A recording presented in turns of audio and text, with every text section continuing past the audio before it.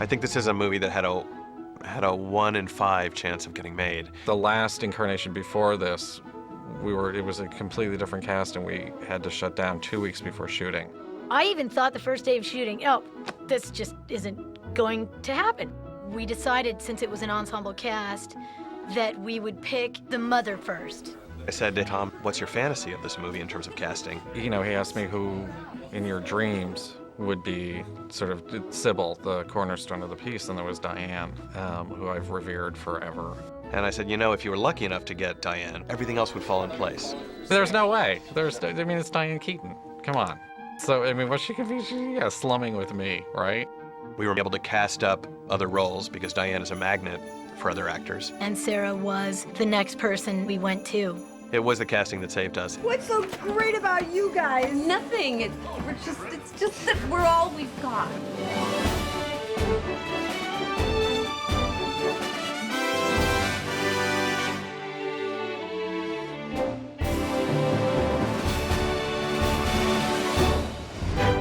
You don't have to be nervous. I'm not. Yeah, they're all watching, you know. The concept is a guy brings home a girl to meet his family and they hate her. Ready? What I don't understand is what he sees in her. Diane and Craig had raised 5 children into adulthood in this one location. And this family has a lot of order to it, a lot of pecking order, a lot of kind of complicated relationships. You know, these are all really accomplished people. Very tolerant and very progressive and being really intolerant and really judgmental and really mean. Love is a fierce emotion, and it gets in the way sometimes. She just doesn't feel comfortable. Well, why should she be comfortable? Putting Amy out of her room and all. What? They hate me.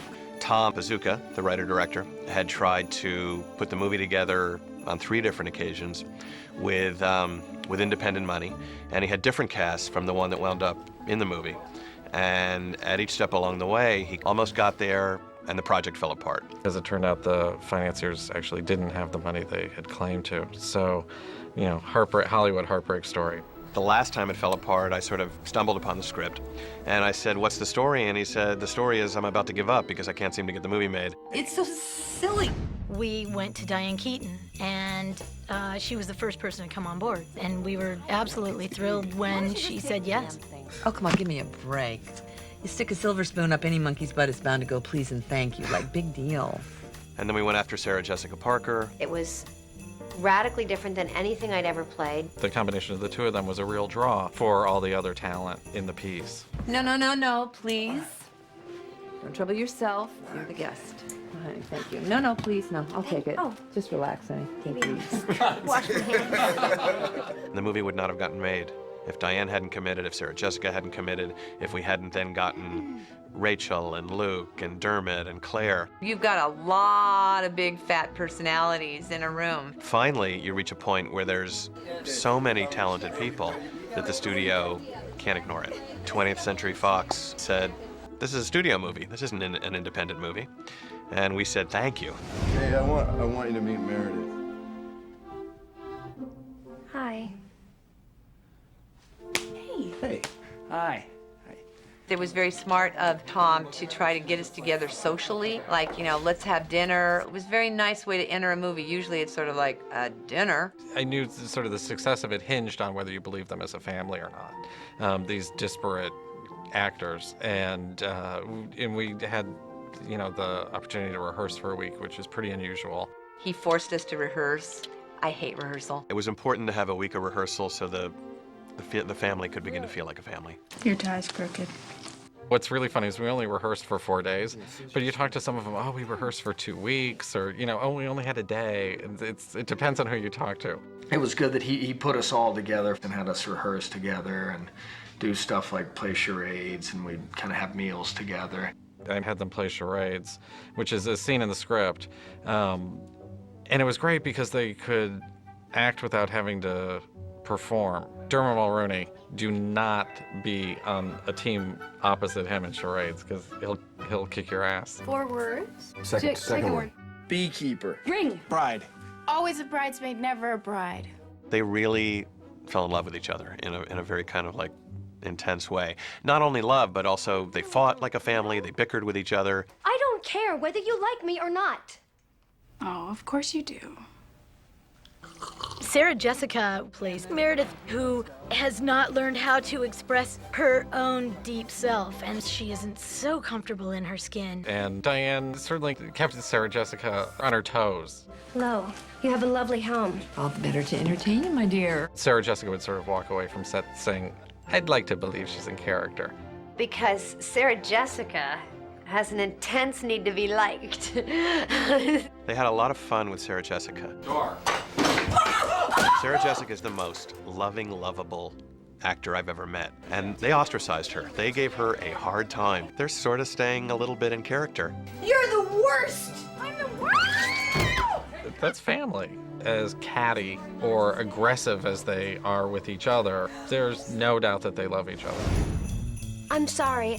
I would sign, but I don't know the language. The biggest challenge was, you know, frankly, I had a hard time with signing. It was really important to the whole integrity of the movie to feel that, you know, they do have a deaf son and it's part of their lives. I didn't know what the hell I was doing. You know, it took me a long time to learn. I'm a slow learner. You see Diane signing with her son, then hopefully 15 minutes into the film, you don't even see it anymore.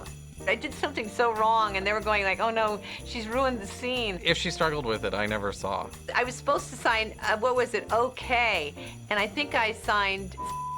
Grandma signed something really, really bad.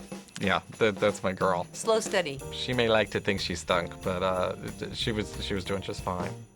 Action! After as long as it had taken to get this project off the ground, to finally, after years, be sitting at a table with our family was one of the most moving experiences of my life. Uh-oh. We got lucky in a million different ways. People on the crew were like coming and like they would rub the top of my head for luck. It was sort of funny. I've never seen a happier set. We love this job, we love this script, and we love this filmmaker, and it was our collective desire to make his dream come true. So shaky. And if the casting hadn't fallen in place, we wouldn't be sitting here today and people wouldn't have this movie to watch.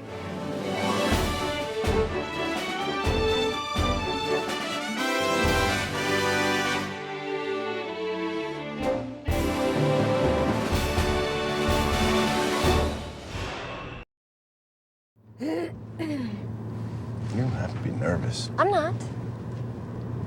They're gonna love you. I hate her. I've heard so much about you. This is Meredith. This is the woman I'm gonna marry. We're talking about Meredith, right? Are those mushrooms? I didn't know! What I don't understand is what he sees in her. He intends to give that girl my mother's wedding ring. You can't marry her. Thank you. Where have you been? You didn't really hope for gay children, did you? What did you say? I just think any parent would want a normal child. Ow! Sorry, this isn't coming out right. All right, that's enough. I love the gays! Gay people! That's enough!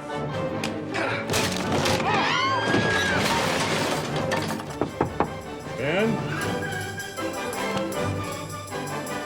Why does she think she slept with you? Well, we were kind of wasted.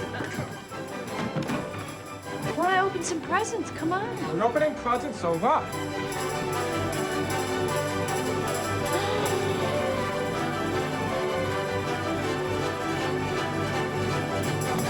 What I was interested in was how, you know, your family is always, those are the people that will always call you out. Come on, now she called her sister? That's it. That you can't get away with anything. Everett, honey, Please, really? Mom. And no matter how bad it is or how they snipe at each other Why did you bring me here? Don't yell at me! or how sarcastic they are, there's that assurance that they really love each other and that they'll be there for each other in the end. Every family is kind of an organism and has a really particular dynamic, and roles are assigned. They can be really rigid and difficult to escape. There. That one's perfect. Each family kind of has its own little country or like its own little company. They're different people kind of have different roles. Don't dilly-dally there, pretty lady. We're all gonna be down here talking about you. Your family can be very irritating, but at the same time, The knowing those little intricacies are very comforting. There's a lot of humor to be found. My family doesn't get, so crazy about everyone, but yeah, it kind of relates to my family at Christmas time. We all kind of have some of those things in our real life anyway that we share. Sarah Jessica has a really big family, brothers and sisters. Luke's got brothers, I got brothers and a sister, and just it fell right into place. These people and the relationships between, grown siblings. It really does feel like a real family. Okay, let me get a picture, please.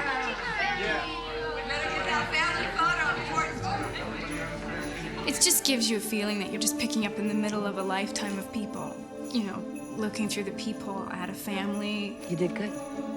All the good, bad, and ugly that comes with being a family. But it's kind of like what you want a movie to be, because it's what life is. It's painful and triumphant and awful and disappointing and... This isn't exactly the moment you've all been waiting for. You all hate me so much. That's life.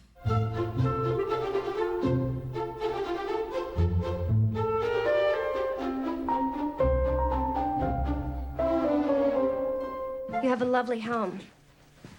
All the better to entertain you, my dear. One of our brothers brings home this girl, and we hate her. That's pretty much the gist of it. We try to sabotage their entire relationship. Well, they don't like her tick. Like,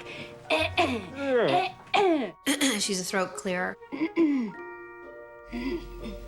They find that really, unattractive. And they don't care for the fact that she won't sleep with Everett in his room. What you're saying is you just don't screw? So she finds herself putting Amy out, which is just the worst person possible to ask to sleep on the couch. But I think Amy enjoys the martyrdom. I'm just trying to help. I'm just speculating. Amy. I think Amy is particularly cruel. It's cool. It's cool. I don't know what I did to you. I really don't. But I don't care whether you like me or not. Oh, of course you do. I'm cut. What's so great about you guys? Nothing. It's just that we're all we've got. The good thing is that Diane's so lovable, but she's kind of one of those actors that sort of stays in character a bit. So she's she came to play on this set. I think I felt like I had an opportunity to just let myself go. And no one was going to stop me. And Tom was going to encourage me, and so I did. I'm not going to fall into your spell. No, watch it. Even in between takes or something, you gotta just watch yourself. She set the bar right from the start, and it's the real deal down there. People are going after each other. It's really funny. It's not like I haven't been humiliated enough. Meredith, the spoiled bitch from Bedford, right? The bitch from Bedford, that's what we called her every day. And now when I call Sarah Jessica up, I call her, hey, bitch. Hey, bitch, it's me. She rubbed me, my character, the wrong way. She's not kidding around. No, she's taking shots you wouldn't believe. Her little outfits. Just want to go tear that gray suit up, throw it on the ground. She's the bitch from Bedford, what can I say? But she's so... I love her. She is a riot. She's some character. We shared a trailer. And she and I were doing hair and makeup alone in a trailer. She'd get there in the morning. I had to get there earlier. It took longer. She gets there in the morning, reads. Oh my God, you can't tear her out of the newspaper. She's a real New Yorker. Oh my God, we would just start in with the New York Times every day. We would cover politics and show business and women and surgery, and we covered all of it. And she was for sure the motor of that trailer.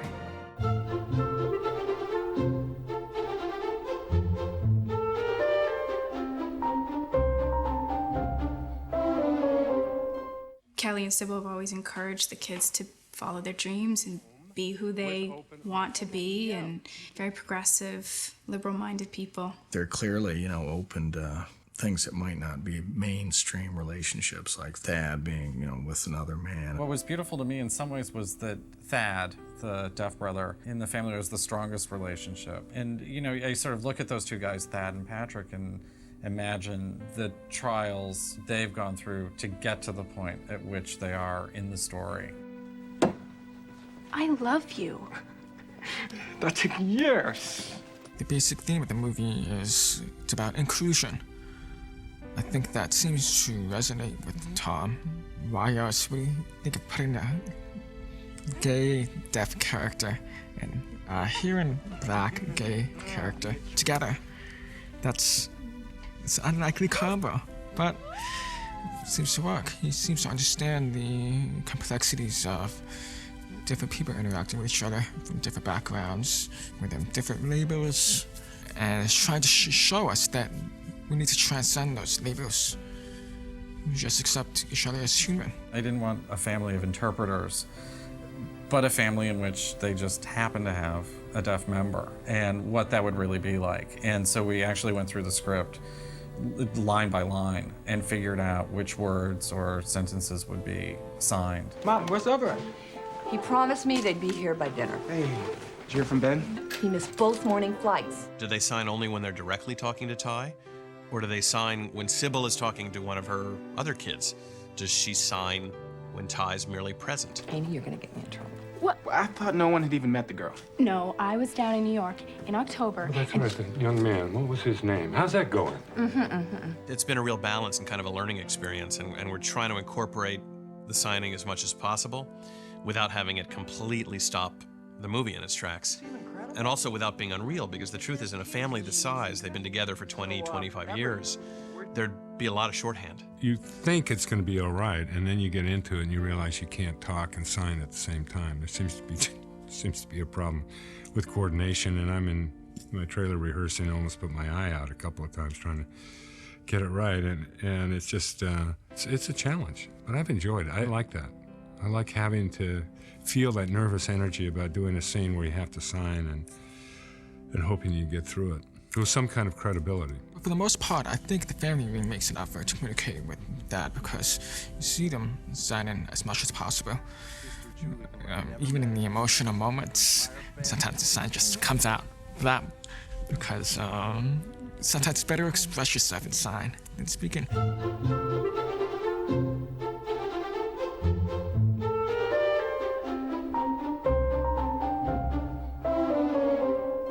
Everything you see on camera is part of character. There's no such thing as a small detail on a film set, because the camera sees everything.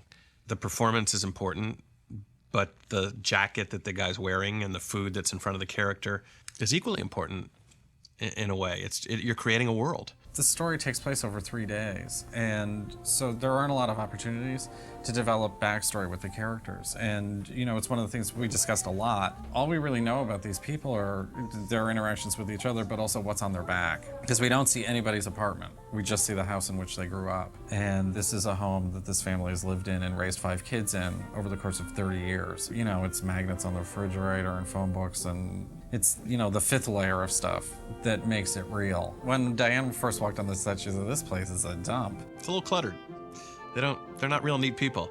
And Diane said, "Oh, it's fabulous." She said, "I wouldn't live here if you paid me, but it's fabulous." It was so disgusting. Yeah, I thought so. And stuff everywhere. It drove me insane. I just wanted to get rid of it. It was good. Yeah, it does have a lot of clutter, but I think that when you're ill, you get tired. You're not performing your daily tasks, and it slowly overwhelms you. And Sybil doesn't really want to give up her children, so she's kind of maintained everyone's room a little bit so that we can tell a backstory quickly about these different characters. Amy lives in the attic because at one point she rebelled, and she came back to take care of her mother, and then Everett's room is very well kept up. Thad and Ben had to share a room, and Thad's side of the room is very clean and neat, and Ben's kind of sloppy. He's more of an artist, and this was all a part of the character and the family, and you know what goes here, and we mull over everything. It's not thrown in there, although we'd like it to look like that. The Stone family are people who value the eternal things. I hope you feel they're people who haven't bothered changing what they're wearing from year to year, and that the parents especially are probably pulling things out from 20 years ago. When we met with Diane about Sybil's character, we pulled a number of pictures of women writers and sculptors, and Susan Sontag was a big inspiration, and Diane has this sort of skunk streak of hair coming down, and there was a lot of jewelry, and it's sort of a nod to her culture and world travel and love of the arts. Sarah Jessica's character, she cares hugely about presenting herself as a shapely and dynamic woman. Interestingly, the suit that she's wearing, beautiful grey, absolutely simple suit, partly reminded us of Hitchcock's heroines. It was our image. Dermot, the character of Everett, is very much in the grip of his fiancée Meredith. And so we felt that his clothing had to look much more in her aesthetic than his own family's. Very slightly, he starts to layer up and move away from that look through the film. Ben, coming from the West Coast, we had dressed slightly inappropriately for this bitter East Coast winter. The character of Amy we conceived of as the sort of young woman who's in denial of her own beauty. And by the last time we see her in the film, she's in much simpler, closer to the body things. And I think we feel she has grown up, and for her, that process has been almost like a butterfly coming out of a cocoon. So it was critical what they were wearing, down to the details of Diane's rings. There's a ring she wears that a year later, Rachel actually has it. And it's the sort of stuff that nobody will notice except for us, but it helped sort of make the world a little more complete.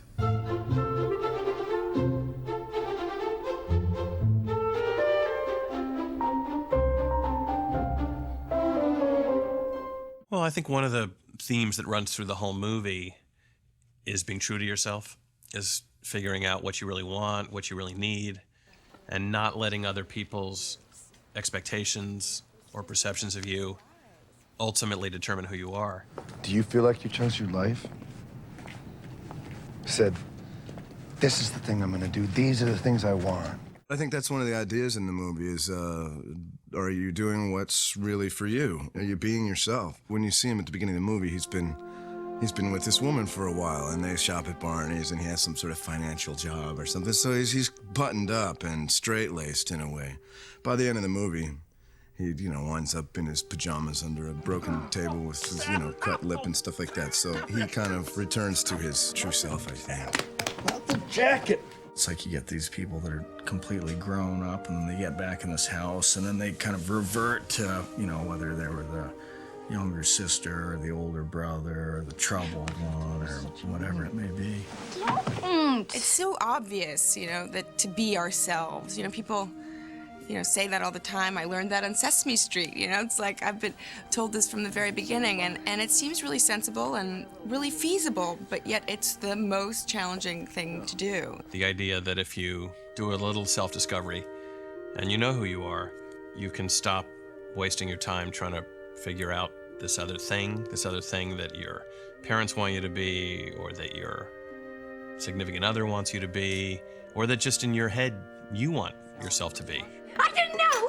And everyone in the story goes on that same kind of journey of kind of coming to terms with who they are. There's a clock ticking here, and as you're watching your children grow, you're watching them change and either interpret or assimilate mannerisms and or customs that you have fostered on them, can be a very difficult thing also, because you've changed.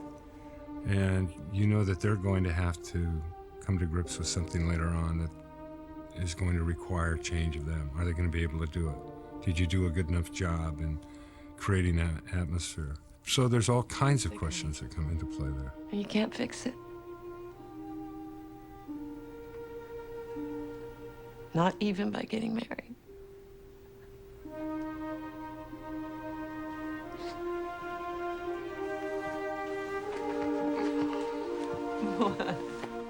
We're all the same people. And, just because you're a member of a tribe, take a second look at the person you meet, because you'll see yourself in them. And, it's one world community.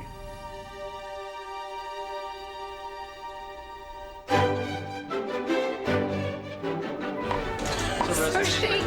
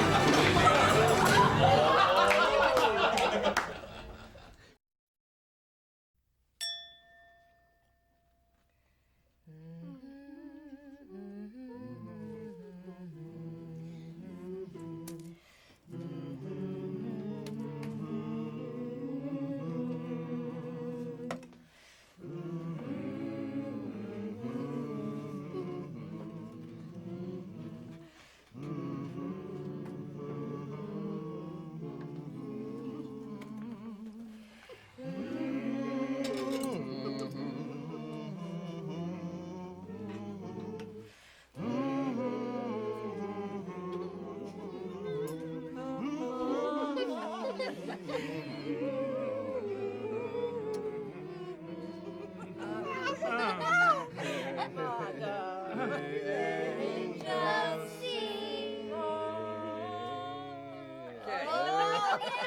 Girls need to get the dishes tonight. Guys are going into town. I'm coming